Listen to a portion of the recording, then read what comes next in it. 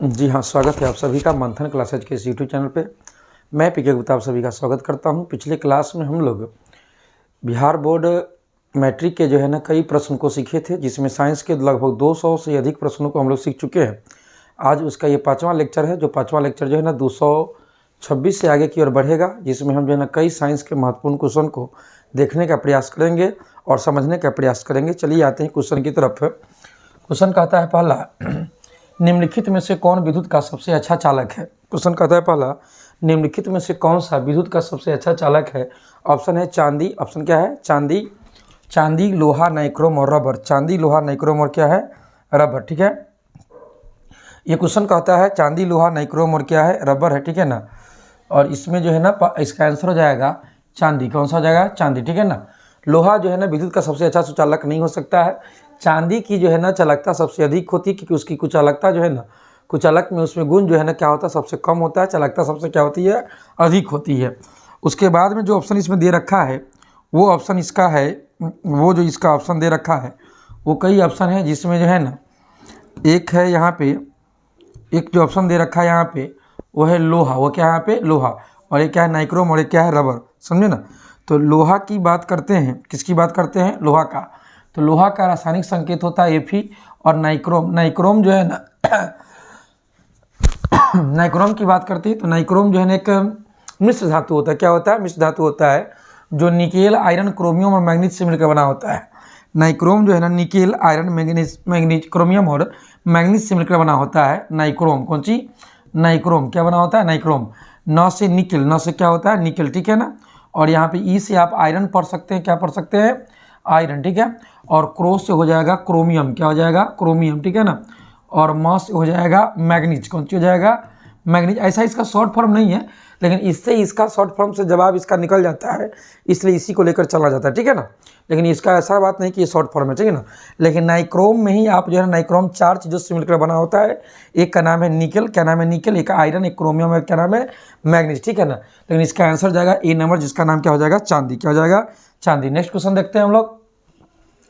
विद्युत धारा के चुंबकीय प्रभाव का खोज किसने किया था? विद्युत धारा के चुंबकीय प्रभाव का खोज किसने किया था? बड़ा अच्छा क्वेश्चन है। विद्युत धारा का चुंबकीय प्रभाव का खोज किसने किया था? एक है फैराडे। कौन सी है? फैराडे। दूसरा ऑस्टेड है। तीसरा एम्पियर है। चौथा है बोर साहब। नहीं, तो नील बोर साहब तो होंगे नहीं। ठीक है ना, क्योंकि ये केमिस्ट्री में कहते हैं। और यहाँ पे है फैराडे। कौन सी है? फैराडे या ऑस्टेड है। इसका आंसर हो जाएगा ऑस्टेड। क्या हो जाएगा? ऑस्टेड। इसका आंसर हो जाएगा ऑस्टेड, आई मीन बी नंबर। कौन सा हो जाएगा? B number. नेक्स्ट क्वेश्चन की तरफ बढ़ते हैं। नेक्स्ट क्वेश्चन कहता है क्या? विद्युत मोटर परिवर्तित करता है। मोटर किसको बदलता है? मोटर बदलता है, मोटर को चाहिए विद्युत ऊर्जा। कौन चाहिए? विद्युत ऊर्जा।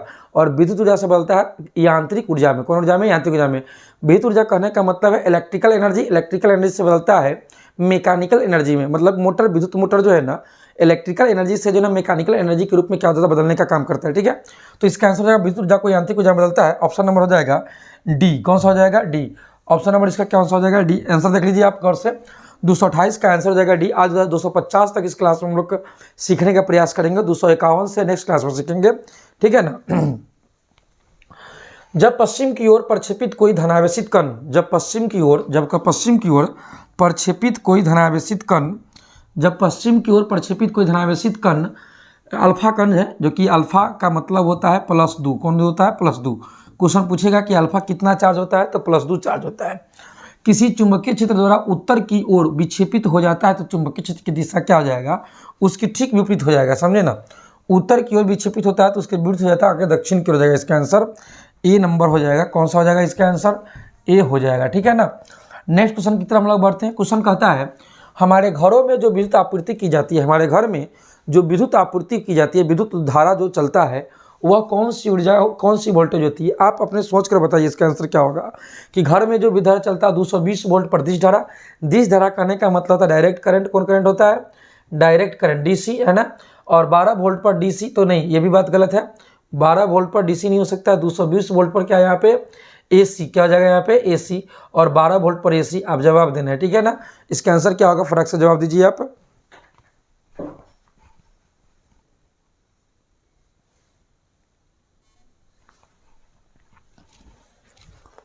इसका आंसर हो जाएगा मतलब सी नंबर, 220 वोल्ट पर प्रत्यावर्ती धारा। कौन धारा? प्रत्यावर्ती धारा। ठीक है ना, 220 वोल्ट पर प्रत्यावर्ती धारा। नेक्स्ट क्वेश्चन की तरफ बढ़ते हैं। क्वेश्चन का मार्क लगा देते हैं आंसर का। कि आंसर कौन सा हो जाएगा 220 पर प्रत्यावर्ती धारा। कौन धारा? प्रत्यावर्ती धारा। नेक्स्ट क्वेश्चन बढ़ते, क्वेश्चन नंबर 6 से आगे 5 से आगे 6 की तरफ है। 231 नंबर क्वेश्चन है गर्म जल प्राप्त करने के लिए हम सौर जल तापक का उपयोग किस दिन नहीं कर सकते हैं? एक विशेष प्रकार का यंत्र होता है, मशीन होता है, जिसको जो हम सौर जल तापक कहते हैं, जो कि सोलर प्लेट की तरह ही होता है, जिसमें गर्म जल से वो क्या होता है कि टेम्परेचर को, एनर्जी को कंट्रोल करता है या कन्वर्ट करता है, ठीक है ना। तो एनर्जी को कन्वर्ट करने वाला जिस दिन बादल रहता है उस दिन ये काम करता नहीं है, क्योंकि जल अच्छा से गर्म उस समय हो नहीं पाता है और वो एनर्जी को कन्वर्ट कर नहीं पाता है, ठीक है ना। अर्थात इसका आंसर हो जाएगा बादलों वाला दिन। कौन सा दिन हो जाएगा? बादलों वाला दिन। कौन सा दिन हो जाएगा? बादल, ठीक है ना। नेक्स्ट क्वेश्चन है निम्न में से कौन सा ऊर्जा स्रोत सौर ऊर्जा के व्युत्पन्न नहीं है? निम्न में से कौन सा ऊर्जा स्रोत सौर ऊर्जा के व्युत्पन्न नहीं है? सौर ऊर्जा के व्युत्पन्न कार्य कौन नहीं करता है? तो ऑप्शन देख सकते हैं, भूतापीय ऊर्जा, पवन ऊर्जा, नाभिकीय ऊर्जा, जैव मात्रा या जैव ऊर्जा, ठीक है ना। इसका आंसर 1 नंबर हो जाएगा, जो कि हो जाएगा भूतापीय ऊर्जा। कौन ऊर्जा हो जाएगा? भूतापीय ऊर्जा, ठीक है। नेक्स्ट क्वेश्चन है, क्वेश्चन कहता है दर्पण के सामने किसी भी दूरी पर स्थित वस्तु का, गौर से देखिए क्वेश्चन गौर से देखिए, दर्पण के सामने किसी भी दूरी पर वस्तु का प्रतिबिंब सीधा बनता है, प्रतिबिंब सीधा बनता है। वो केवल समतल में हो सकता है, केवल अवतल में हो सकता है, केवल उत्तल में हो सकता है, या तो समतल में अथवा उत्तल में। तो समतल दर्पण के सामने जब हम खड़े होते हैं तो हमारा प्रतिबिंब जो है ना वास्तविक और सीधा बनता है, वस्तु की दूरी के बराबर बनता है। उसमें प्रतिबिंब की दूरी और वस्तु की दूरी दोनों क्या होती है? बराबर होती है। अर्थात यू बराबर क्या होता है? भी होता है। उसमें वस्तु की ऊंचाई और प्रतिबिंब की ऊंचाई दोनों आपस में क्या होती है? बराबर होती है, समझे ना। और उसमें आपतन कोण परावर्तन कोण का मान आपस में क्या होता है? बराबर होता है। आने वाली किरण को आपतित किरण करते हैं, मुड़ने वाली को परावर्तित किरण कहते हैं, और बीच में डाले गए लंब को अभिलंब के नाम से जानते हैं, ठीक है ना जी। तो इसलिए इसका कोण आई और कोण आर आपस में क्या हो जाएगा? बराबर हो जाएगा, ठीक है। तो आप एक बार फिर हम इसमें समझाने का काम करते हैं, ठीक है। जैसे कि इस तरह से एक समतल दर्पण बनता है, तो ये एक समतल दर्पण है। कौन दर्पण है? समतल दर्पण। और समतल दर्पण को हम क्या कहते हैं? एमएन। क्या बोलते हैं? एमएन के नाम से सूचित करते हैं। बीच में एक अभिलंब है, यहाँ पे आपतन कोण आई है और यहाँ पे अपवर्तन कोण कौन सा है? आर है। तो कोण आई और कोण आर आपस में क्या होता है? बराबर होता है। कोण आई और कोण आर आपस में क्या होता है? बराबर होता है। ये भी नियम इसमें बनता है। तो समतल किस दर्पण के सामने किसी दूरी पर स्थित वस्तु का प्रतिबिंब सीधा प्रतीत होता है, वो दर्पण कौन सा है? समतल दर्पण। अंग्रेजी में कहते हैं प्लेन मिरर। क्या बोलते हैं? प्लेन मिरर के नाम से जानते हैं। ऑप्शन हो जाएगा इसका बहुत सिंपल सा ऑप्शन हो जाएगा, जो कि हो जाएगा ए नंबर, केवल समतल। केवल कौन सा होगा? समतल। नेक्स्ट क्वेश्चन हम आगे तरफ बढ़ते। क्वेश्चन आपकी स्क्रीन पर है, देख लीजिए गौर से। किसी कार का अग्रदीप में प्रयुक्त दर्पण निम्नलिखित में से कौन सा होता है? अग्रदीप को कहते हैं हेडलाइट। क्या बोलते हैं? हेडलाइट। मोटरसाइकिल में, 4 चक्का में, गाड़ी में, कार में, ट्रक में, बस में, जीप में, है ना, किसी भी चीज़ में जो है ना अग्र हेडलाइट जो होता है उसमें कौन सा दर्पण लगा होता है? अवतल दर्पण। कौन लगा होता है? अवतल दर्पण, ठीक है ना। तो इसका भी आंसर कौन सा हो जाएगा? ए नंबर। कौन सा हो जाएगा? ए नंबर, ठीक है। नेक्स्ट क्वेश्चन है, नेक्स्ट क्वेश्चन का तरफ बढ़ते हैं। निम्नलिखित में किसका अपवर्तनांक सबसे अधिक होता है? सबसे अधिक अपवर्तनांक वाला कौन सा था? सबसे अधिक अपवर्तनांक होता है वायु का, कि बर्फ का, कि कांच का, कि हीरा का। इसका मतलब हो जाएगा डायमंड का। डायमंड, हीरा का जो है ना सबसे अधिक अपवर्तनांक होता है। और हीरा का अपवर्तनांक कितना होता है? आप ये भी देख लीजिए, 2.42। कितना होता है? 2.42। अपवर्तनांक का कोई मात्रक नहीं होता है, ये भी बात जान लीजिए कि अपवर्तनांक का कोई मात्रक नहीं होता है। अपवर्तनांक का कोई मात्रक नहीं है, समझे ना। कोई मात्रक नहीं है, कहने का मतलब है कि यह यूनिटलेस है। कौन सी हुआ? यूनिटलेस है। और इसका कोई अपना बीमा भी नहीं होता है, इसका डायमेंशन भी कोई नहीं, ठीक है ना। और इसका हीरा का अपवर्तनांक कितना होता है? 2.42, जो कि सबसे अधिक है। सबसे कितना है? अधिक है, समझे ना, हीरा का अपवर्तनांक, ठीक है। अपवर्तनांक को कहते हैं रिफ्रैक्टिव इंडेक्स। निम्न में से किस लेंस के अभिसारी लेंस कहते हैं? अभिसारी लेंस कहते हैं जो अनंत से आने वाली प्रकाश की किरण लेंस पर पड़ने के बाद जो है ना अपवर्तन के बाद प्रधान अक्ष की रेखा पर मुड़ता और फोकस पर गिरता है, उसको कहते हैं अभिसारी लेंस। अभिसारी लेंस को कहते हैं कन्वर्जिंग लेंस। क्या कहते हैं? Converging lens. कन्वर्जिंग लेंस करने का मतलब है कि जो प्रकाश की किरणों को मुड़ करके एक बिंदु पर लेता है उसको अभिसारी, कन्वर्जिंग के नाम से जानते हैं। कन्वर्जिंग कहते हैं हम लोग उत्तल लेंस को। किस लेंस को कहते हैं? उत्तल लेंस को, ठीक है। तो इसका आंसर हो जाएगा उत्तल लेंस। कौन सा हो जाएगा? उत्तल लेंस, ठीक है ना। क्वेश्चन का ऑप्शन हो जाएगा उत्तल लेंस। और उत्तल लेंस से हम आगे बढ़ते हैं, जो कि बड़ा आसान क्वेश्चन हो जाएगा। आगे की तरफ है 37 नंबर, 237। निम्न में कौन सा उभयलिंगी है? उभयलिंगी जिसको कहते हैं बाइसेक्सुअल, है ना। बाइसेक्सुअल का मतलब होता है कि जिसमें मेल और फीमेल दोनों ऑर्गन पाया जाता है, उसको उभयलिंगी कहते हैं। जैसे कोचुआ हो गया, जोक हो गया, घोंगा हो गया, स्नेल्स जिसको बोलते हैं, ये सभी के सभी जो होते हैं ना केंचुआ, उभयलिंगी होते हैं। इसके अलावा इस ऑप्शन में कोई नहीं है जो आपको उभयलिंगी हो। मेढक और मछली और कछुआ ऐसा नहीं हो सकता है। बाकी सिर्फ इसका आंसर कौन जाएगा, केचुआ। केचुआ को जो है ना किसानों का मित्र के नाम से जानते हैं, किसानों का क्या बोलते हैं, मित्र बोलते हैं। आगे नेक्स्ट क्वेश्चन कहता है मेंडल ने अपने प्रयोगों में किस पौधे को चुना था, मेंडल ने अपने प्रयोगों में किस पौधे को चुना था। तो मेंडल साहब, ग्रेगर जॉन मेंडल साहब ऑस्ट्रिया के वियना शहर के रहने वाले थे, समझे ना, और वहाँ के चर्च के वो पादरी थे। चर्च के पादरी मतलब वहाँ फादर थे, ठीक है ना। और वो एक वैज्ञानिक थे, वैज्ञानिक क्या थे, दार्शनिक थे, फिलोसफर थे। और वहाँ अपने ही के जो है ना चर्च के पादरी थे, जहाँ पे चर्च में रहा करते थे, उसके बगल कहीं एक बगीचा था।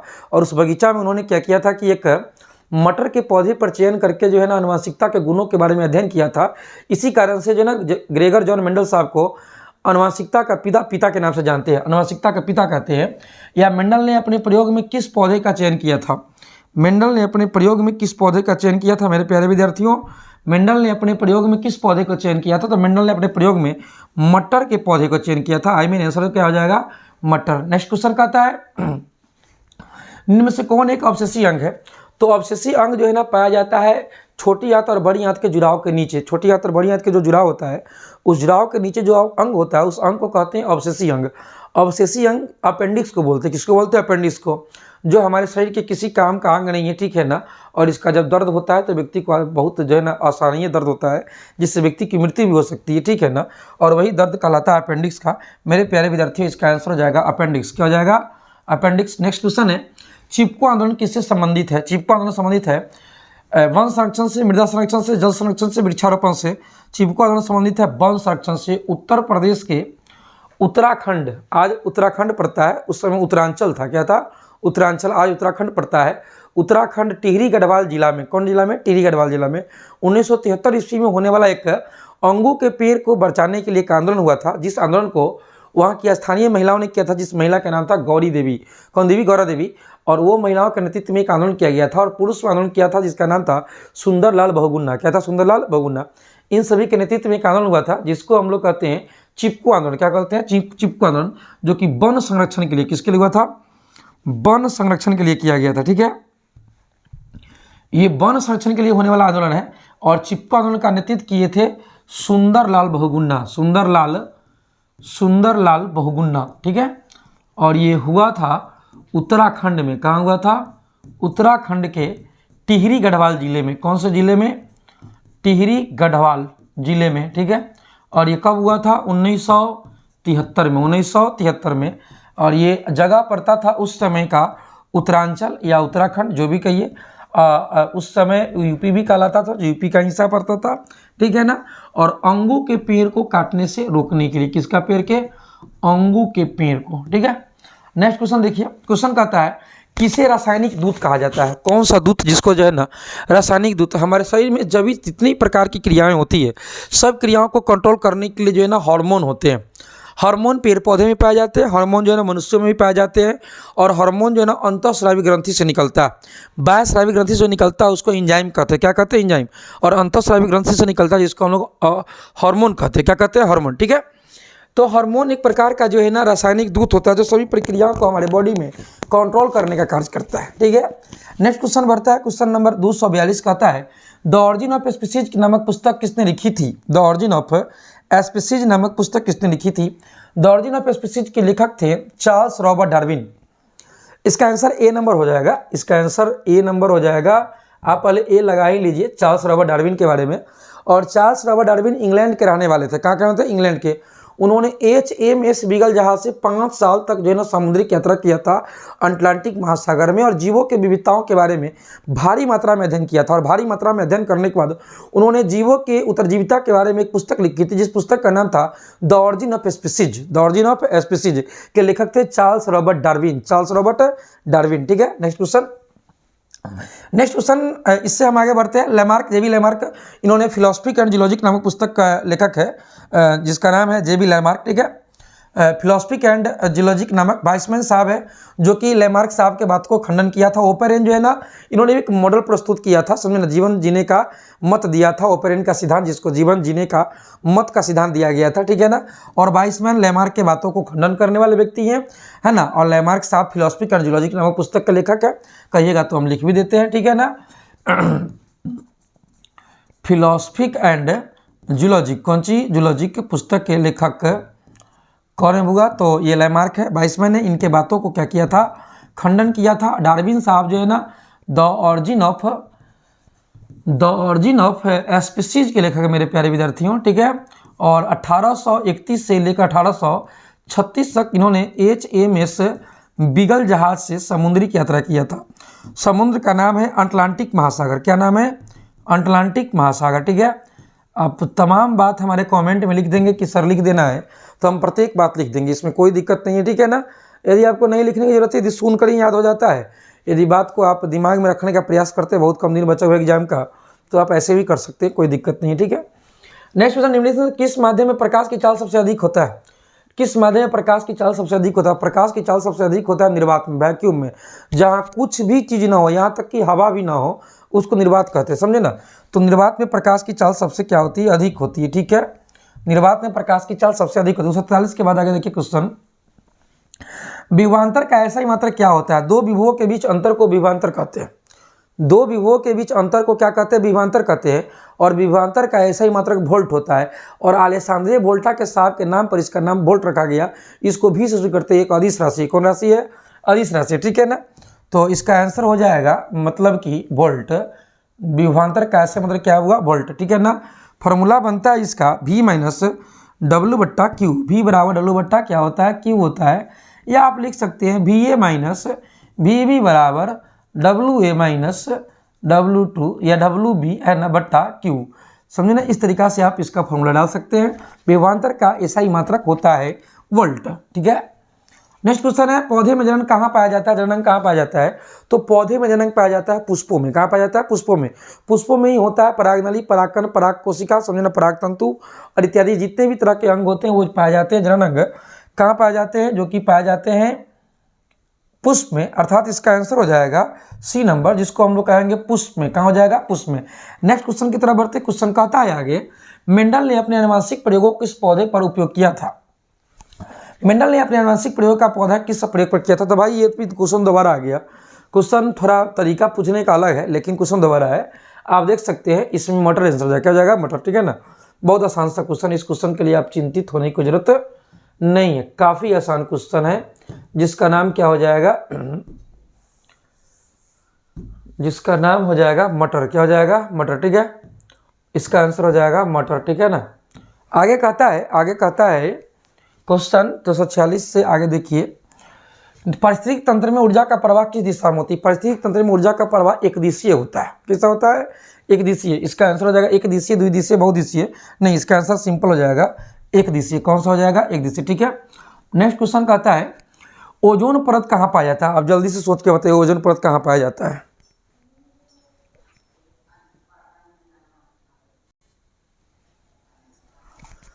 ओजोन का रासायनिक सूत्र होता है O3। क्या होता है? O3, ठीक है ना।